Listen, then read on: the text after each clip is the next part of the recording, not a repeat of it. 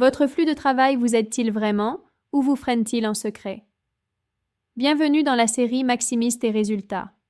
Je suis Lilia et aujourd'hui, nous allons examiner de près vos systèmes quotidiens. Parce qu'il y a une vérité qu'on néglige souvent.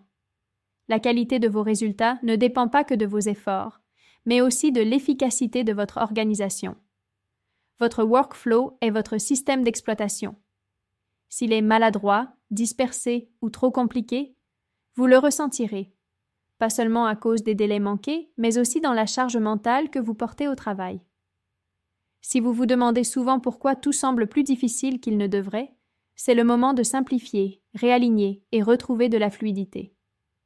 Commençons par la conscience. Le premier hack peu commun, c'est ce que beaucoup évitent. Observe ton propre flux comme si tu étais un observateur extérieur. Pendant une journée, note chaque étape entre l'idée et l'exécution. Pas juste les tâches, mais comment elles arrivent, où elles s'accumulent, combien de temps elles attendent, qui les traite, comment les décisions sont prises. Cherche les frictions.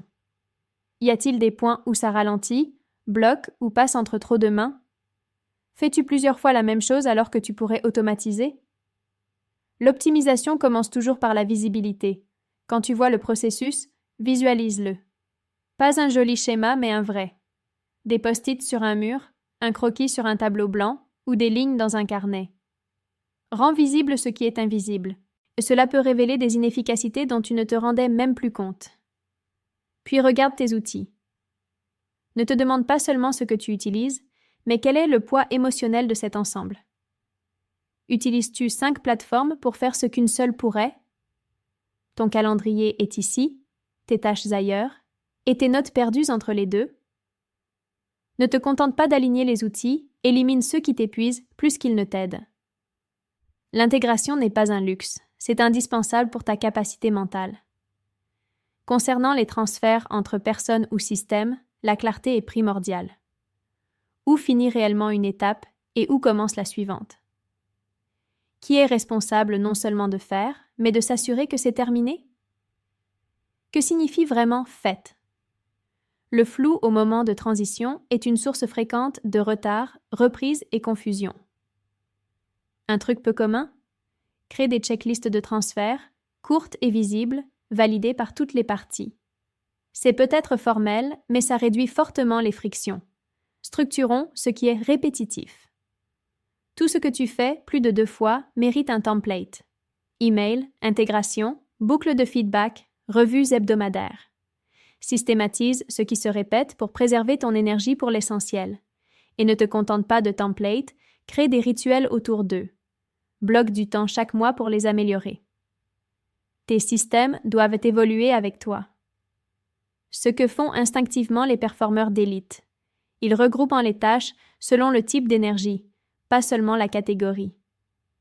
Les tâches réactives comme les emails et l'administratif ensemble, les créatives protégées par le silence, la réflexion stratégique dans un espace tranquille.